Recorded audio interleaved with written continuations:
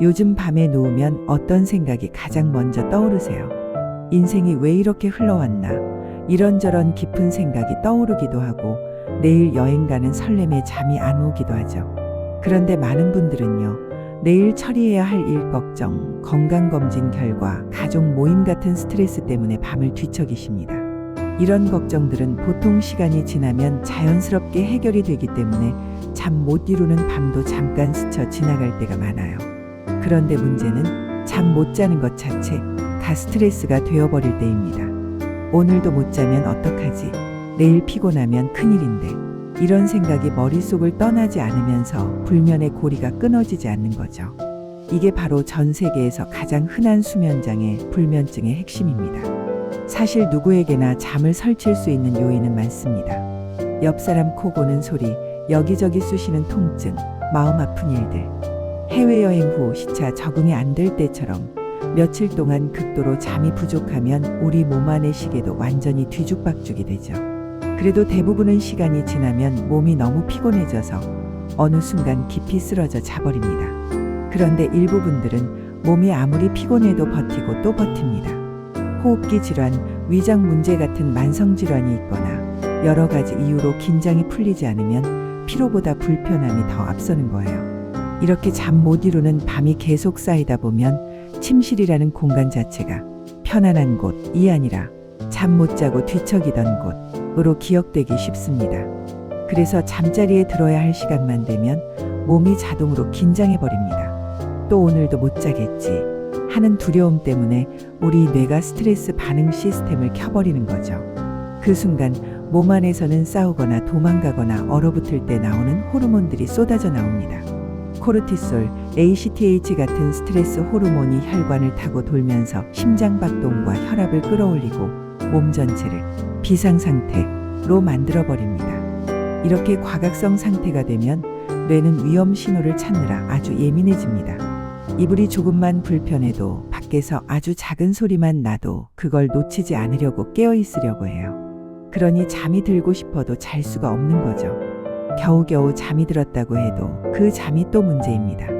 우리 뇌는 포도당을 에너지원으로 쓰는데 보통은 잠을 자는 동안 대사가 느려지면서 이 포도당을 아껴두어요. 그래야 낮 시간에 쓸 힘이 남거든요. 그런데 불면증이 있는 분들은 스트레스 호르몬과 아드레날린 영향 때문에 잠을 자는 동안에도 대사가 빨리 돌아갑니다. 겉으로는 자고 있는데 몸 안에서는 계속 야근을 하는 셈이죠. 그래서 뇌가 써야 할 에너지까지 밤새 다 써버리고 맙니다. 그러니 아침에 눈을 떠도 개운하기보다는 몽롱하고 멍하고 더 지친 느낌이 드는 거예요. 분명 잤는데도 왜 이렇게 힘들지? 이런 상태가 또 새로운 스트레스가 되어 다음 밤에도 긴장을 높이고 악순환이 계속됩니다. 이렇게 몇 달 이상 밤마다 이런 일이 반복되면 우리는 그걸 만성 불면증이라고 부릅니다. 불면증이 직접적으로 생명을 위협하는 병은 아니지만 몸에서 일어나는 화학작용을 보면 공황발작이나 불안장애와 상당히 비슷한 점이 많습니다. 그래서 우울감이나 불안이 있는 분들에게 불면증이 더 잘 생기고 반대로 오래 불면을 겪다 보면 마음이 더 불안해지고 우울해지기도 해요. 좋은 소식은 이 악순환의 고리를 끊을 방법이 있다는 점입니다. 핵심은 과도한 각성을 만드는 스트레스를 조금씩 낮추고 침실과 잠에 대한 기억을 다시 편안한 것으로 바꾸는 거예요. 우선 잠자리는 최대한 조용하고 어둡고 약간 서늘하게 유지해 주시는 게 좋습니다.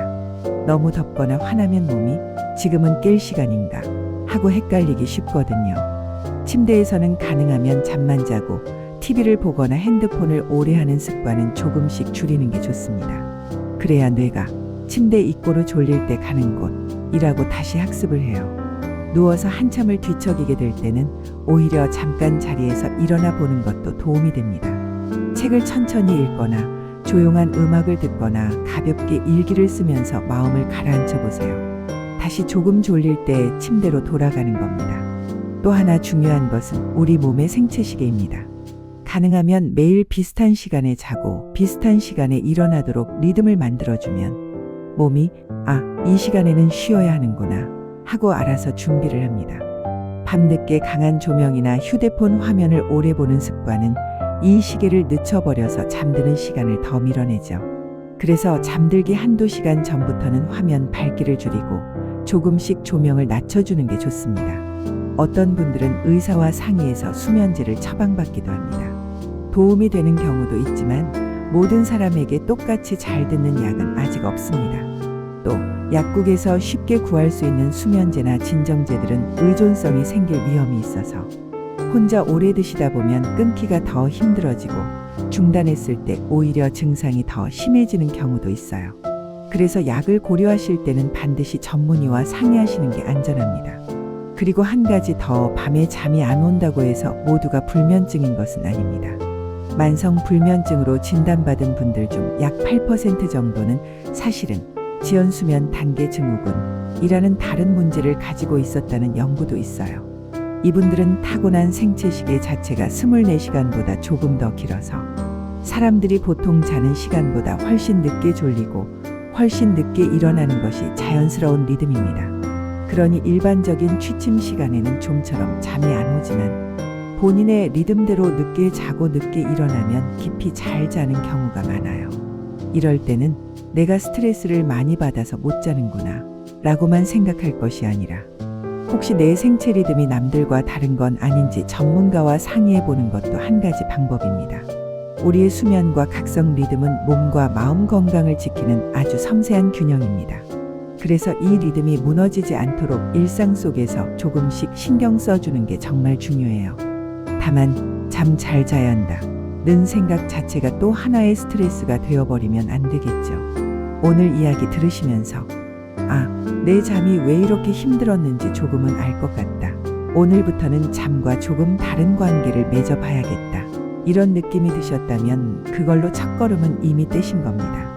이 영상이 도움이 되셨다면 구독과 좋아요 한번 눌러주시고요. 나는 잠 때문에 이런 경험을 해봤다. 나에게 도움됐던 습관은 이거였다. 하는 이야기가 있으시면 댓글로도 나눠주세요. 다른 분들께 큰 위로와 힌트가 될 수 있습니다. 오늘 밤에는 어제보다 조금 더 편안한 밤이 되시길 백세살롱에서 늘 응원하겠습니다.